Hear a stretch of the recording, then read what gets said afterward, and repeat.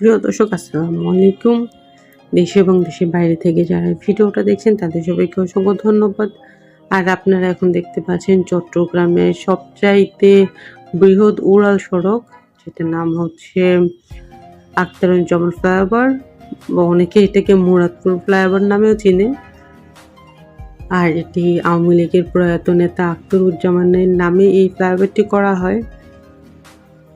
5.2 kilometre দীর্ঘ ও 54 foot প্রস্থের ফ্লাইওভারটির মূল অবকাঠামো তৈরি ব্যয় হয়েছে 450 কোটি টাকা।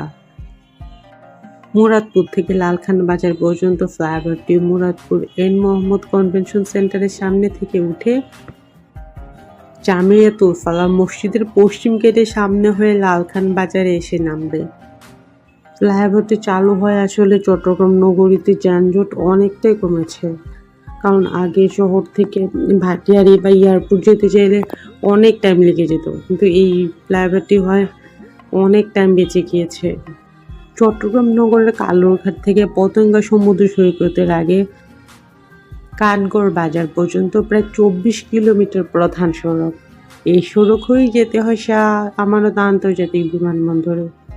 এই সড়ক মুরাদপুর থেকে লালখান বাজার পর্যন্ত 5.2 কিলোমিটার উড়াল সড়ক নির্মিত হয়েছে। 4 লেনের মূল সড়কের দীর্ঘ প্রায় 3750 মিটার।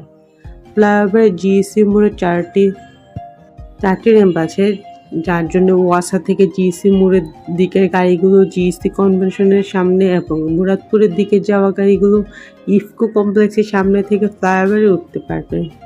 মুরাদপুর থেকে জিইসি মোড়ের দিকে গাড়িগুলো মেরিডিয়ানের সামনে নামতে পারবে এবং ওয়াসার দিকে যাওয়া গাড়িগুলো বুরসেন গার্ডেনের সামনে উঠতে পারবে। 16 শহর 2 নম্বর গেটে বায়েজিদ বুস্তামি রোডের দিকে 2টি লুপ থাকায়